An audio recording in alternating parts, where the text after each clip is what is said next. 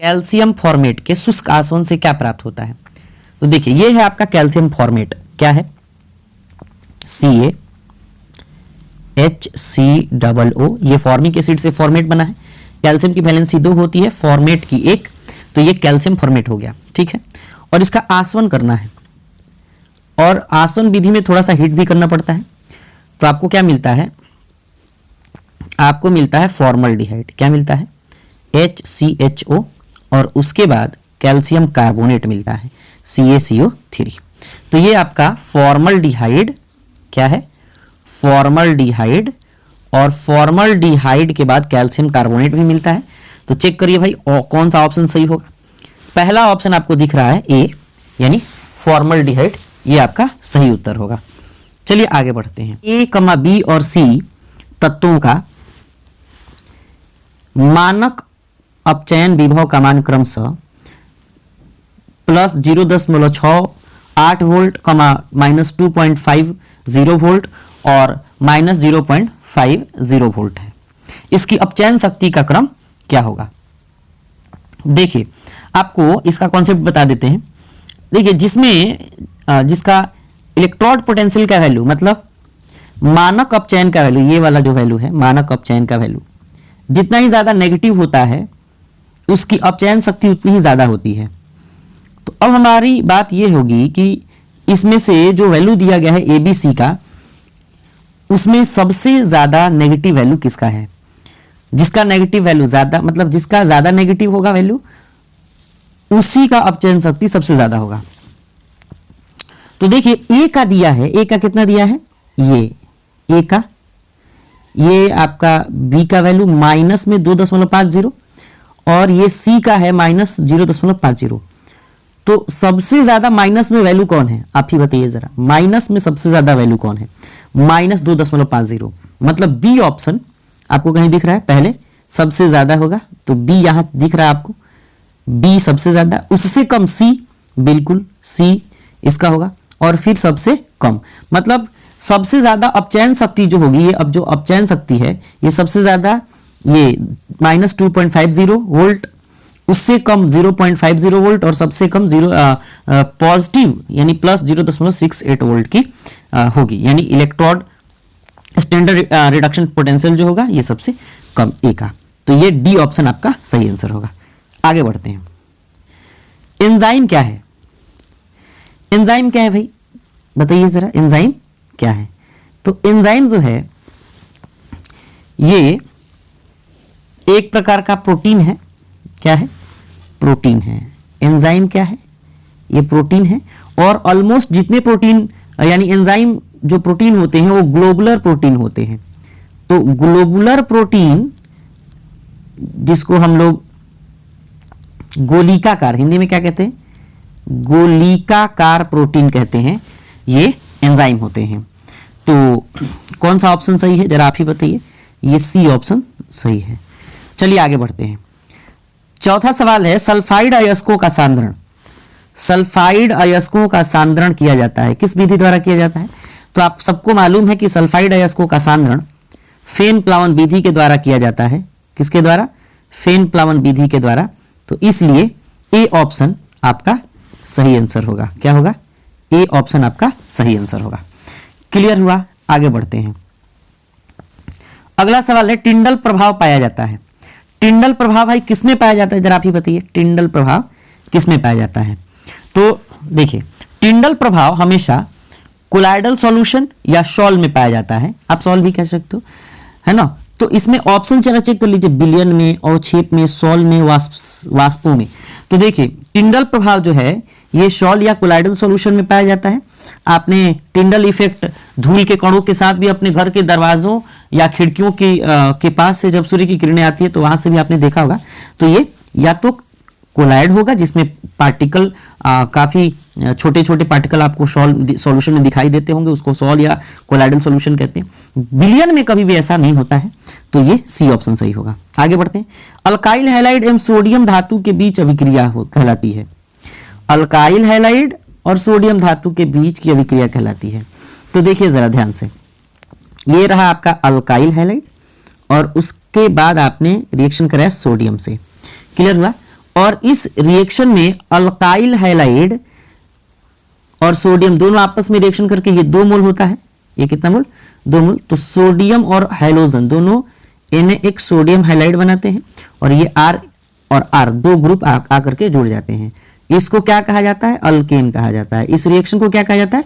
उड्स reaction यानी उड्स अभिक्रिया। तो जरा चेक कर लीजिए, सिमेट्रिकल अल्कीन बनाने के लिए इसका इस्तेमाल किया जाता है, जिसमें एक कार्बन एटम से 2 कार्बन एटम वाला प्रोडक्ट मिलता है। तो चेक करिए ऑप्शन क्या दिया हुआ है। देखिए ऑप्शन ए आपका इधर दिख रहा है, उड्स अभिक्रिया। क्लियर हुआ? चलिए आगे बढ़ते हैं। CrH2O 4Cl2 पॉजिटिव चार्ज संकुल में क्रोमियम का ऑक्सीकरण संख्या क्या होगा? चेक करिए, ये सवाल है आपका। क्लियर है? चलिए ऑक्सीडेशन स्टेट आपको निकालना है। तो देखिए क्रोमियम सेंट्रल एटम है तो क्रोमियम को इधर रख देते हैं। H2O का ऑक्सीडेशन स्टेट कितना होता है? 0। तो 0 गुणे 4 न्यूट्रल लिगेंड है। अच्छा प्लस क्लोरीन कितने भाई? 2। अच्छा कितने हैं? 2। तो क्लोरीन का ऑक्सीडेशन नंबर कितना होता है? -1। तो 2 है तो सीधा हम लोग क्या कर लेते हैं? -1 × 2 कर लेते हैं। क्लियर हुआ? अच्छा इसके ऊपर एक पॉजिटिव चार्ज है, यहां दिख रहा होगा आपको, यहां आपको दिख रहा होगा पॉजिटिव चार्ज। तो पॉजिटिव चार्ज है तो इसको +1 के बराबर कर देते हैं, क्योंकि जितना चार्ज रहता है उसके बराबर किया जाता है। अब देखिए क्रोमियम तो क्रोमियम, +0 तो 0। अच्छा ये हो गया माइनस, तो इधर प्लस को हटा देते हैं यहां से, और प्लस इंटू माइनस कितना हो जाएगा? प्लस इंटू माइनस कितना हो जाएगा? माइनस, और ये हो गया 2 बराबर कितना? +1। तो क्रोमियम इज इक्वल टू कितना हो जाएगा? +1, और ये माइनस है उधर जाएगा तो प्लस, तो ये हो गया +3। कितना आ गया? +3। चेक करिए ऑप्शन में कहाँ दिया हुआ है +3। चेक करिए +3 कहाँ दिया हुआ है? बी ऑप्शन सही है। चेक करिए, आगे बढ़े। चलिए अभिक्रिया OH CH2 CHOH का यानी कि 4 बार ये CHOH है और CHO, यानी कि ये है आपका क्या? ग्लूकोज। ये क्या है? ये है आपका ग्लूकोज। देखिए ये आपका क्या है? ग्लूकोज है। क्लियर? अच्छा ग्लूकोज को जब हाइड्रोजन आयोडाइड की उपस्थिति में गर्म किया जाता है तो क्या देता है भाई? देखिए डॉट डॉट डॉट डॉट दिया हुआ है यहाँ। तो इसमें क्या देता है? ये नॉर्मल हेक्सेन देता है। तो ग्लूकोज जिसका स्ट्रक्चरल फॉर्मूला इस पे तो बनाना संभव नहीं है, लेकिन फिर भी प्रयास कर रहे हैं। ये C डबल बॉन्ड O, ये H, ये CH और OH 4 बार, और ये CH2OH यही बनाया है। ठीक है, चलिए ठीक है आगे बढ़ते हैं और देखते हैं क्या हो रहा है। तो ये जब ग्लूकोज हाइड्रोजन आयोडाइड की उपस्थिति में रिएक्शन करता है और इसको गर्म किया जाता है तो हमेशा नॉर्मल हेक्सेन देता है। क्या देता है? Normal hexane. नॉर्मल हेक्सेन देता है। नॉर्मल हेक्सेन क्या होता है भाई? देखिए नॉर्मल और हेक्सेन CH3 और CH2 कितनी बार? CH2 कितनी बार? 4 बार, और फिर ये CH3। 6 कार्बन एटम वाला अल्केन हेक्सेन कहलाता है। तो चेक करिए ऑप्शन क्या है? ऑप्शन नंबर बी आपका सही आंसर है। क्लियर हुआ? चलिए आगे बढ़िए। निम्न में से किसमें p-pi-d-pi बॉन्ड है? किसमें p-pi-d-pi बॉन्ड है भाई? आप बताइए। देखिए जिसके पास 3D सीरीज में, जिस सेंट्रल एटम के पास 3D ऑर्बिटल और भी वैकेंट 3D ऑर्बिटल होगा उसके पास p-pi-d-pi बॉन्ड होगा। देखिए नाइट्रोजन की अगर बात करें यहाँ NO3 माइनस है, CO2 माइनस है, और NO3 माइनस, CO3 2 माइनस, और BO3 2 माइनस, और SO4 2 माइनस है। इसमें नाइट्रोजन है सेंट्रल एटम, इसमें कार्बन, इसमें बोरॉन। ये सब के सब दूसरे सीरीज में यानी कि सेकेंड पीरियड में आते हैं। अब तीसरे पीरियड में कौन आते हैं? तीसरे पीरियड में 3D ऑर्बिटल आता है। तो तीसरा में आता है सल्फर। क्या आता है? सल्फर। इसका मतलब यह है कि सल्फर के पास p-pi-d-pi बॉन्ड होगा। इसका मतलब क्या है? सल्फर के पास p-pi-d-pi बॉन्ड होगा। मतलब यह है कि SO32 माइनस के पास क्या होगा? p-pi-d-pi बॉन्ड होगा। डी ऑप्शन सही होगा। अगला है वर्ग 16 के तत्व क्या कहलाते हैं? ये तो अब बहुत आसान सवाल है। वर्ग 16 के तत्व क्या कहलाते हैं?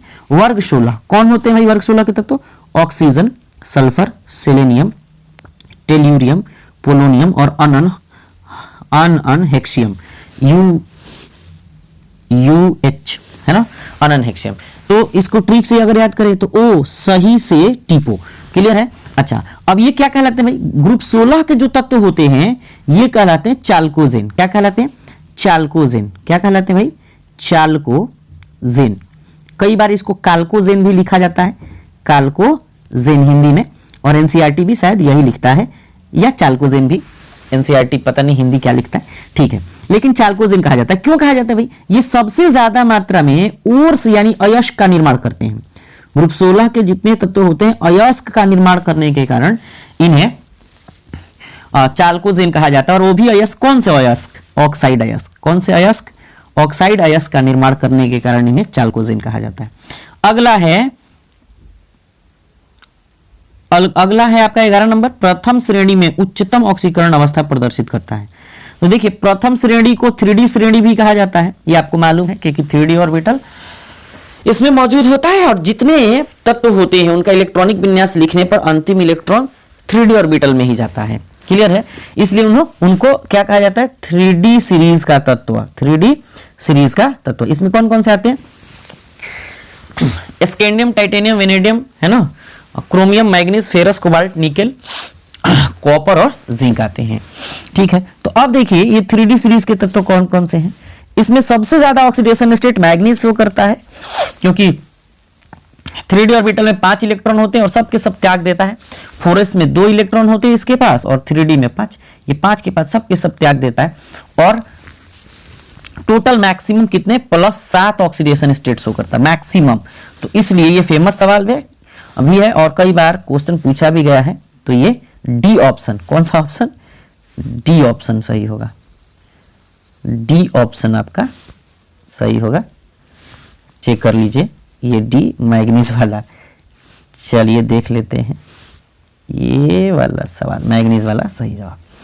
निम्नलिखित में से किस तत्व में 4f ऊर्जा स्तर क्रमिक रूप से बढ़ता है? तो देखिए 4f ऑर्बिटल याद रखिएगा, 4f ऑर्बिटल, f ऑर्बिटल की बात हो रही है। इसका मतलब क्या है? इसका मतलब ये है कि ये 4f सीरीज का है। तो 4f सीरीज में सबसे पहले कौन आता है? लैंथेनवाइड। कौन आता है? लैंथेनवाइड। कौन आता है भाई? लैंथेनवाइड आता है। तो लैंथेनवाइड जो है ये आपका सही आंसर होगा। क्लियर हुआ? लैंथेनवाइड का जनरल इलेक्ट्रॉनिक कॉन्फ़िगरेशन भी लिखिएगा तो आप क्या लिखिएगा? NS1 to 2, N-1, D0 to 1 और N-2, F1 to 14, 1 to 14। तो देखिए अंतिम किस में आ रहा है? F में। 1 से 14 तक के तत्व भरे जाते हैं। तो ये है 4f सीरीज। क्लियर हुआ?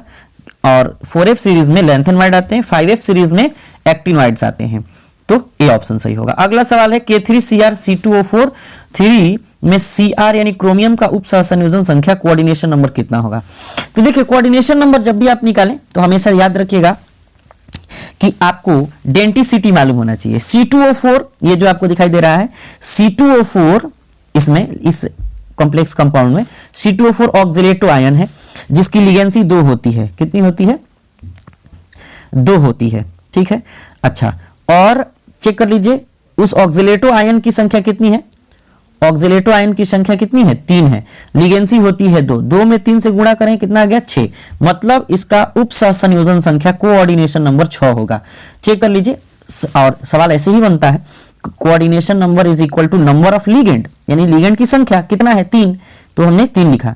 और डेंटिसिटी या लिगेंसी ऑफ लिगेंड, तो C2O4 ऑक्सिलेटो आयन है जिसकी लिगेंसी 2 होती है, तो 3 दूना 6। ऑप्शन चेक कर लेते हैं, ऑप्शन क्या होगा? डी ऑप्शन सही होगा। यहां दिया हुआ है डी ऑप्शन 6। क्लियर हुआ?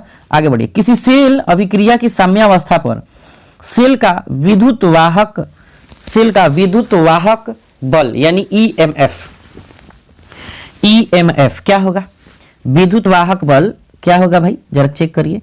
विद्युत वाहक बल किसी भी सेल का, याद रखिएगा, किसी भी सेल का अभिक्रिया जब साम्यावस्था पर हो तो उस सेल का विद्युत वाहक बल हमेशा 0 होता है। क्या होता है? हमेशा 0 होता है। जब भी साम्यावस्था पर रिएक्शन हो तो उस सेल का रिएक्शन यानी सेल का विद्युत वाहक बल हमेशा 0 होता है। तो चेक कर लीजिए कितना है, कितना? बी ऑप्शन सही है। कौन सा ऑप्शन सही है? बी ऑप्शन सही है। क्लियर हुआ? 0। आगे बढ़िए। 15 नंबर सवाल है आपका, अभिक्रिया CH3CN H3O+ का उत्पाद है।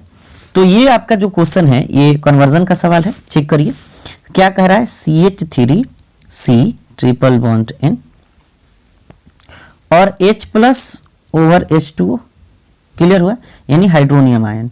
और ये रिएक्शन क्या, देखिए H2O है, हाइड्रोलिसिस हो रहा है, तो हाइड्रोलिसिस जब भी साइनाइड का, इसको क्या कहते हैं, मिथाइल नाइट्राइल या ethyl cyanide, sorry methyl cyanide या इथाइल नाइट्राइल, ठीक है, इथाइल नाइट्राइल, नाइट्राइल या इसी को मिथाइल साइनाइड भी कहते हैं, मिथाइल साइनाइड। क्लियर है।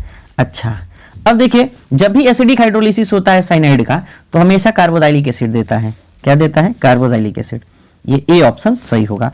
यानी कि देखिए ए ऑप्शन कार्बोक्सिलिक एसिड इसलिए सही होगा क्योंकि यहां से अगर हम रिएक्शन को बनाना शुरू करें तो ये CH3 और ये CN और ये 2 मोल H2O यहां अगर रख लेते हैं और H+ ओवर रख लेते हैं यहां, तो 2 मोल में से 3 हाइड्रोजन, देखिए 4 हाइड्रोजन आप यहां है, तो 4 हाइड्रोजन में से 3 हाइड्रोजन इसको दे दीजिए, नाइट्रोजन को, NH3 के फॉर्म में ये बाहर निकल जाएगा, NH3 के फॉर्म में बाहर निकल जाएगा।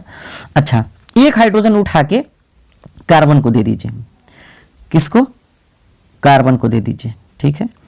अच्छा, तो कार्बन को दे दिया। अब ऑक्सीजन कितना बचा है, यहाँ ऑक्सीजन 2 बचा है, कितना बचा है, 2 बचा है, और दोनों उठा के कार्बन को दे दीजिए, मतलब CH3C और डबल O और फिर H, मतलब CH3C डबल OH, यानी कि आपका एसिटिक एसिड तैयार हो गया। इसलिए हमने बोला आपको ए ऑप्शन आपका क्या होगा, ये ए ऑप्शन आपका सही आंसर होगा, एसिटिक एसिड, जिसको एथेनोइक अम्ल भी कहा जाता है। अगला सवाल है, निम्न में से कौन सा बंध सबसे ज्यादा प्रबल होता है। देखिए यहाँ एक्सेप्शनल केस भी आता है और इसको याद रखिएगा। देखिए जिसका साइज सबसे छोटा होता है उसका स्ट्रेंथ यानी वो सबसे ज्यादा प्रबल होगा। तो साइज छोटा होता है तो इसमें साइज सबसे छोटा कौन है, देखिए fluorine fluorine, chlorine chlorine, iodine iodine और ब्रोमीन ब्रोमीन सब दिया है, यानी सबके सब हैलोजन दिए हैं। तो फ्लोरीन का साइज सबसे छोटा है, लेकिन फ्लोरीन के पास ना फ्लोरीन के बीच लोन पेयर हो जाते हैं 3, कितने हो जाते हैं, 3 लोन पेयर हो जाते हैं। टोटल लोन पेयर कितने, 3। तो लोन पेयर का रिपल्सन बहुत ही ज्यादा हो जाता है, तो फ्लोरीन और फ्लोरीन एटम दूर दूर भागना शुरू कर देते हैं। ये भी दूर भागता है, ये इधर दूर भागता है, इधर दूर भागता है, मतलब फ्लोरीन और फ्लोरीन के बीच का बॉन्ड मजबूत नहीं होगा, कमजोर होगा। इसके बाद कौन आता है हैलोजन में भाई, तो क्लोरीन आता है। इसका मतलब Cl और Cl आएगा। इसका साइज बड़ा होता है, लोन पेयर थोड़े दूर दूर होते हैं। लोन पेयर कैसे, थोड़े दूर दूर होते हैं, तो दूर दूर होते हैं तो इसके पास थोड़ा रिपल्सन कम होता है, और जब रिपल्सन कम होता है तो इसका स्ट्रेंथ थोड़ा, बॉन्ड का स्ट्रेंथ थोड़ा ज्यादा हो जाता है, मतलब कि क्लोरीन का बॉन्ड स्ट्रेंथ ज्यादा होगा। अगर हैलोजन में पूछे कि सबसे ज्यादा किसका, तो कहिएगा Cl2 का, उससे कम किसका, F2 का, उससे कम किसका, तो Br का, सबसे कम किसका, तो I का, मतलब Br2 का और फिर I2 का, ठीक है। ये ऑर्डर है। तो सबसे ज्यादा पूछिए, जरा देखिए क्या क्या कह रहा है। देखिए यहाँ Cl, B ऑप्शन, Cl दिया हुआ है। अगला सवाल चेक करते हैं। विटामिन ए कहलाता है, विटामिन ए को क्या कहा जाता है, रेटिनॉल कहा जाता है। यहाँ है आपका विटामिन ए, क्या है, रेटिनॉल। विटामिन ए क्या है, रेटिनॉल।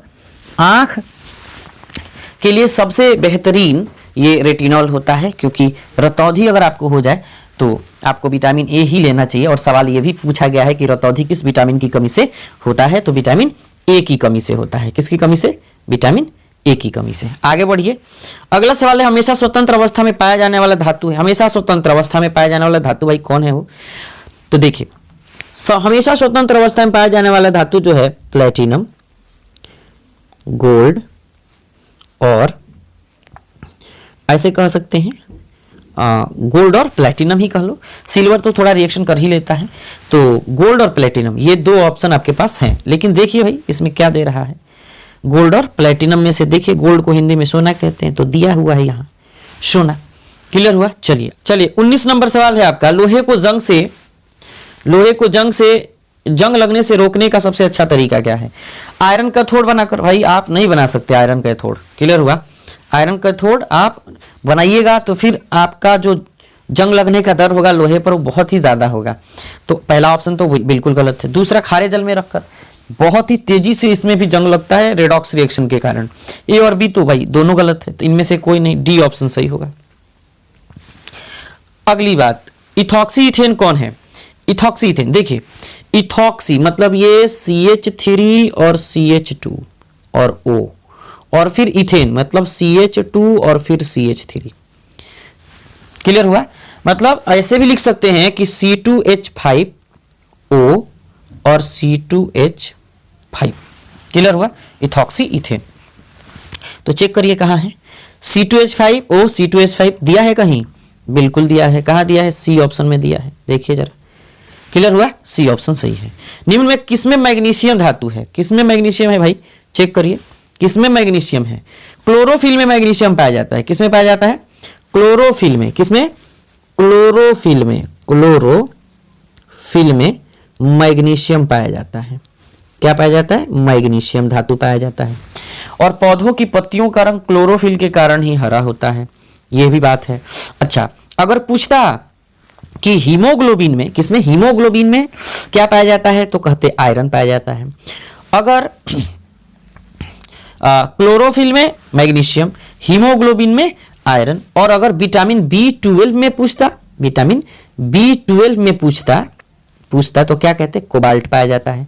ये तीनों सवाल बड़ी फेमस है, विटामिन B12 में कोबाल्ट, हीमोग्लोबिन में आयरन और क्लोरोफिल में मैग्नीशियम। आंसर क्या होगा आपको बताना है, ये है मैग्नीशियम है और इसमें है क्लोरोफिल। क्लियर हुआ, चलिए आगे बढ़ते हैं।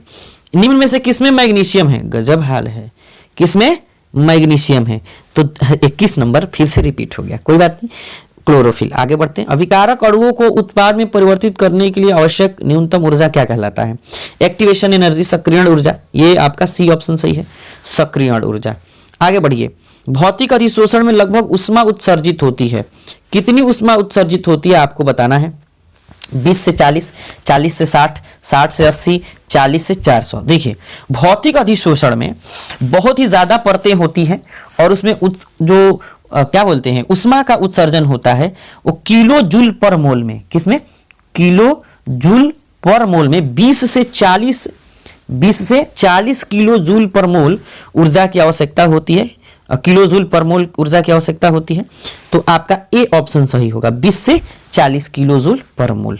आगे बढ़िए। SN2 क्रियाविधि में निर्माण होता है। देखिए SN2 जो रिएक्शन होता है, SN2 इसमें ना ये सिंगल स्टेप रिएक्शन है, कैसा, सिंगल स्टेप रिएक्शन है, और इस सिंगल स्टेप वाले रिएक्शन में ट्रांजिशन स्टेट बनता है। अब ये ट्रांजिशन स्टेट का मतलब क्या है, ट्रांजिशन स्टेट का मतलब है संक्रमण अवस्था, हिंदी में क्या कहते हैं, संक्रमण अवस्था कहते हैं। तो चेक करिए कहां है, कहीं है संक्रमण अवस्था, बी ऑप्शन सही है, यहां दिया हुआ है संक्रमण अवस्था। आगे बढ़िए। निम्न में कौन यौगिक जल में विलय है, देखिए जिसके पास फोन है उसमें फोन मतलब फ्लोरीन, ऑक्सीजन, नाइट्रोजन, वो हमेशा यानी इनकी इलेक्ट्रोनेगेटिविटी हाई होती है और ये काफी आसानी से इंटरमॉलिक्यूलर हाइड्रोजन बॉन्ड बनाते हैं, इसलिए ये जल में मतलब विलय होता है। इन जो इसमें मतलब कि ये जो जिसमें पाया जाता है सबके सब विलय होते हैं। तो देखिए पहला ऑप्शन है CHCl3, बिल्कुल ये अघुलनशील, ये C2H5 किनारे है, और ये CCl4 अघुलनशील नॉन पोलर भी है, और ये CH3CH2OH यानी इथेनॉल, तो अल्कोहल है। इथेनॉल को आपने ऐसे भी देखा है, लोग अगर शराब पीते हैं, फिल्मों में आपने देखा होगा, तो पानी मिलाते हैं, पानी में घुल जाता है, तो ये जल में विलय है, इथेनॉल, इथाइल अल्कोहल भी इसे कहा जाता है, डी ऑप्शन सही होगा। कार्बोनिल समूह single bond C, single bond double bond O के कार्बन का कौन सा प्रसंस्करण होता है, तो इसमें क्या होता है sp2, क्यों, क्योंकि देखिए C single bond double bond O, देखिए जहां ये पाई और ये सिग्मा, सिंगल बॉन्ड सिग्मा और ये सिंगल बॉन्ड सिग्मा, 3 सिग्मा 1 पाई का हाइब्रिडाइजेशन क्या होता है, sp2 होता है। तो देख लीजिए हाइब्रिडाइजेशन क्या होगा, यहाँ sp2, कहाँ है ऑप्शन, sp2, बी ऑप्शन सही है। आगे बढ़िए। फॉर्मल्डिहाइड को NaOH के विलयन के साथ गर्म करने पर क्या प्राप्त होता है, ये है आपका सवाल। तो देखिए फॉर्मल्डिहाइड को NaOH के विलयन के साथ अगर आप गर्म करें, ये है आपका फॉर्मल्डिहाइड HCHO, और उसके बाद आपने क्या किया, NaOH के साथ गर्म किया, गर्म करने पर सबसे पहले यहाँ मिलता है मिथेनॉल CH3OH, और फिर आपको मिलता है सोडियम फॉर्मेट, तो ये है HCOO और ये है सोडियम, यानी सोडियम फॉर्मेट। क्लियर हुआ। तो मिथेनॉल और सोडियम फॉर्मेट मिलता है। इस रिएक्शन को कैनिजारो रिएक्शन कहा जाता है। क्या कहा जाता है, कैनिजारो रिएक्शन, कैनिजारो रिएक्शन यानी कैनिजारो अभिक्रिया। क्लियर हुआ। तो अब देखिए इसमें मिथेनॉल यानी मिथाइल अल्कोहल कहाँ दिया हुआ है, ऑप्शन सी दिया हुआ है, चेक करिए, ये ये आपका मिथेनॉल यानी मिथाइल अल्कोहल, सी ऑप्शन सही होगा। आगे बढ़िए।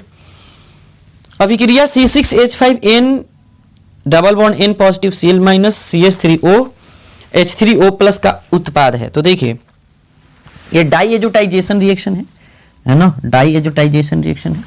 तो डाई एजोटाइजेशन रिएक्शन में यहाँ आपको क्या मिलेगा देख लेते हैं, है ना, देखते हैं क्या मिलेगा। ये है आपका सवाल और ये है आपका, देखिए N डबल बॉन्ड N, ये Cl, यहाँ हमने बनाया बेंजीन रिंग क्योंकि C6H5 है। अच्छा, H2O ओवर H प्लस से रिएक्शन करा रहे हैं हम। तो देखिए H2O को H प्लस OH माइनस में तोड़ लीजिए, OH माइनस को यहाँ ले जाके डाल दीजिए, N2 के फॉर्म में ये बाहर निकल जाएगा नाइट्रोजन गैस। हाइड्रोजन जो H प्लस है ये Cl के फॉर्म में Cl के साथ बाहर निकल जाएगा क्योंकि यहाँ प्लस था यहाँ माइनस था, तो H plus Cl minus HCl के फॉर्म में बाहर निकल जाएगा। और क्या बचेगा, OH बचेगा, ले जाकर के यहाँ रख दीजिए। यहाँ रखिएगा तो बेंजीन के साथ OH जुड़ेगा, तो बेंजीन रिंग के साथ जब OH जुड़ेगा तो ये बन जाएगा OH और ये बेंजीन रिंग, मतलब आपको मिला फिनॉल। क्या मिला, फिनॉल। उसके साथ क्या मिल रहा था, N2 मिल रहा था यानी नाइट्रोजन गैस जिसको एजोट गैस भी कहते हैं, और उसके बाद मिल रहा था HCl। क्या मिल रहा था, HCl। तो फिनॉल N2 HCl, तीन चीजें आपको मिल रही थी। देखिए इसमें क्या दिया हुआ है, फिनॉल को, अच्छा ये केमिकल फॉर्मूला के थ्रू लिखा है, तो फिनॉल को कैसे लिखते हैं, C6H5OH। तो देखिए ऑप्शन कहाँ दिया हुआ है, अच्छा तो बी ऑप्शन आपका सही है, बी ऑप्शन आपका ये वाला बी ऑप्शन सही है। क्या है, बी ऑप्शन आपका सही है। आगे बढ़िए। 29 नंबर सवाल है, निम्नांकित अभिक्रिया का प्रमुख प्रतिफल है। यह रिडक्शन यानी कि रिडक्शन रिएक्शन है।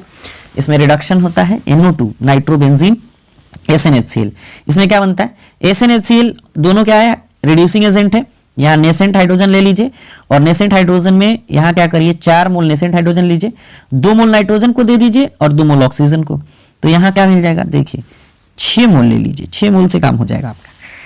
देखिए क्या मिलेगा, ये है आपका बेंजीन रिंग, ये NO2 और यहाँ आपको मिला SN ओवर HCl, और यहाँ हम रिएक्शन करा रहे हैं 6 मोल हाइड्रोजन नेसेंट हाइड्रोजन से। तो क्या करिए, देखिए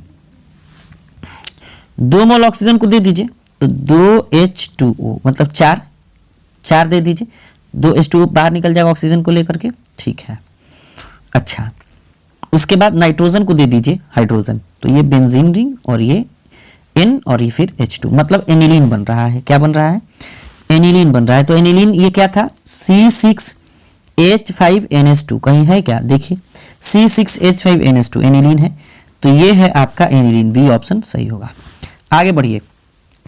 कौन कृत्रिम मीठा भी करता है, आपसे पूछा जा रहा है आर्टिफिशियल स्वीटनर्स। तो देखिए सैकरीन भी आर्टिफिशियल स्वीटनर्स है, एस्पार्टेम भी, सोडियम साइक्लोमेट भी, इनमें से सभी, तो सभी वाला ऑप्शन सही है। कौन सा प्राकृतिक बहुलक है, नेचुरल पॉलीमर की बात हो रही है तो प्रोटीन आपका प्राकृतिक बहुलक है, और बाकी सब के सब ये नाइलॉन 6, स्टेरिलीन, बुना एस, ये सिंथेटिक यानी संश्लेषित बहुलक है। हेक्साएमाइन प्लैटिनम 4 क्लोराइड का सही सूत्र क्या है, हेक्साएमाइन प्लैटिनम 4, देखिए हेक्साएमाइन मतलब NH3 और कितना 6, हेक्साएमाइन प्लैटिनम 4 क्लोराइड मतलब ये है कि PT यहां सेंट्रल एटम, और कह रहा है 4 क्लोराइड मतलब Cl4, ये आपका सही सूत्र होगा। PTNH3 6Cl4, कहां ऑप्शन दिया हुआ है, कहीं चेक करिए, PTNH3 6Cl4, ए ऑप्शन आपका सही दिख रहा है, ये ए ऑप्शन आपका सही दिख रहा है। 33 नंबर, निम्नलिखित में से कौन अक्रिस्टलीय ठोस का उदाहरण है, कौन ठोस का अक्रिस्टलीय ठोस का उदाहरण है भाई, देखिए कांच आपको दिख रहा है, कांच आपको दिख रहा है अक्रिस्टलीय ठोस का उदाहरण, बाकी तो क्रिस्टलीय ही नजर आ रहा है।